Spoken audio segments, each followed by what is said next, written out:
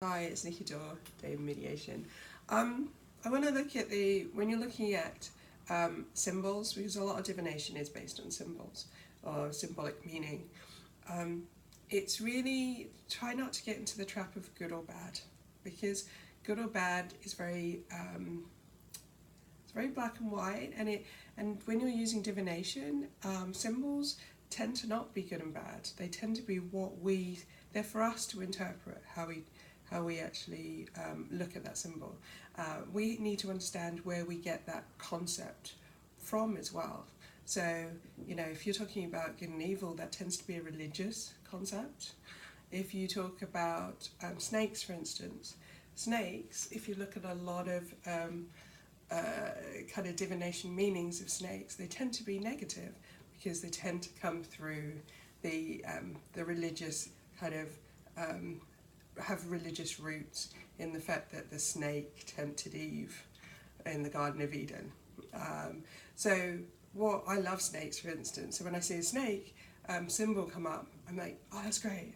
But the problem is, if we start adopting other people's view of our symbols, we won't understand what they mean to us and why they mean that to us. Also, if you are pulling, a daily card, or you're pulling a card about a situation, then, it doesn't mean a card, it can be an astrology chart, it can be charms, it can be whatever you use. If you get certain cards come out, say you get the lightning card or the cloud card or the snake card, or you get the 10 of swords or the 3 of swords, or many other sword cards actually, or the tower, you can spend your day going, oh, it's going to be awful, something bad is going to happen to me. Doesn't always mean that that's the case, but it can be in your mind, and you can spend the day worrying about something, and then it turns out to be, oh, well, the tower, you have a mini kind of bit of inspiration, because bear in mind daily cards are quite short, or you go into an event and you're dreading that event, and you can cause it to be not so good because you're stressed about it, or you're kind of at what's going to happen, you're not fully enjoying yourself. So there is when you're looking at symbols, you do need to work out what you think of it, for one.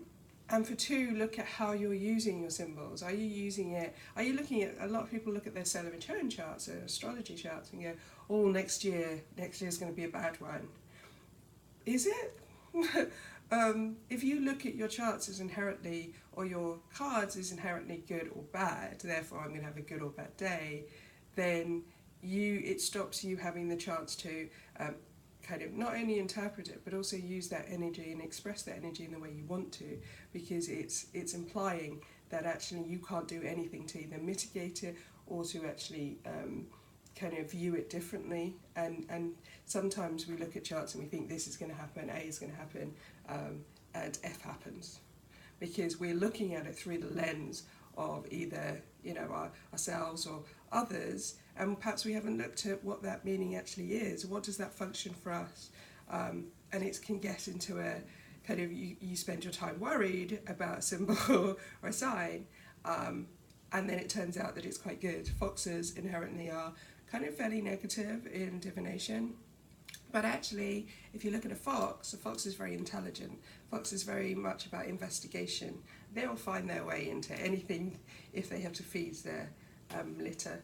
So they are very very genius. I'm probably not good with words this morning. They're very good at finding their way to food, or find shelter. And until you investigate that, you're going to take the face value of what other people see the fox is, or other people see the snake or the tower or whatever. You need to find your own meanings for this, and you have to make a decision about what they mean for you. And inherently, usually, especially when you're working with spirit, you get more in touch with kind of with nature, because, for instance, I kept seeing the fox, and I kept trying to decipher what it meant for me, because everything was kind of negative, and I don't like going, oh, fox has crossed my path, something bad's going to happen. I'm not that person. So I was like, okay, what does this fox mean? And I started looking into it. I mean, for instance, if a fox is focused on something, especially, you'll see that the whole body goes in alignment. So the nose to the tail is in alignment, and they are focused. So it can be about focus, it can be about deep diving. So if you don't dig into understanding that symbology, and you can't create your own understanding and therefore your own vocabulary with it, and especially when you're working with spirit, that's a really rich kind of it's a really rich kind of pool of information, a way you can get the information, messages through to you. You can get them on you every day. I mean, how many times, I saw 2 magpies in a tree when I was writing something the other day, and I knew that was my symbols just outside my window getting my attention. I'm like, okay, this is a good thing.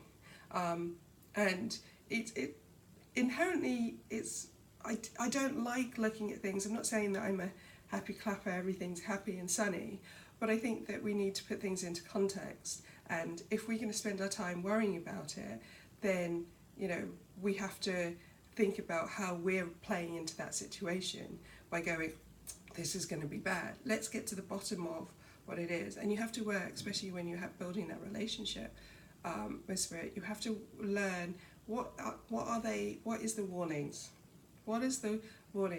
but rarely does spirit attribute it to something beautiful. They have a tendency to show you a different way that you're stepping in. I once had I love magpies, I love ravens, I work with them quite a lot, and I was going to work, and I stepped out of the house and I thought, oh, there's a magpie, said hello to the magpie, as you do, and it shat just before literally, if I had put my foot down a few seconds earlier, it would have been on me.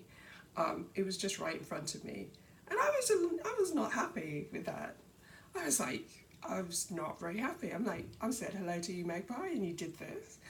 But what it turns out is that it was a warning, so that I was looking closely, and actually it turned out that I was offered something at work, and I might have, without that warning, taken it at face value, but actually the whole message of being shat on from up high was in my head. And when I got that, I was like, okay, let me think a bit more deeply about it. But it didn't mean the magpie was bad, it was just what it did to show me that I needed to be careful where I stepped, and where I went forward. So the context is always important. So, try not to look for those bad omens. Try not to see things as good or bad or black and white.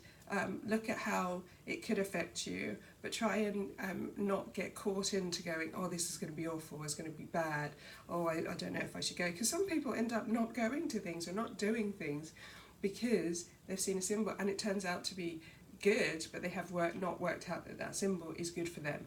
So personalise your symbols. That's kind of my long rambling video for today.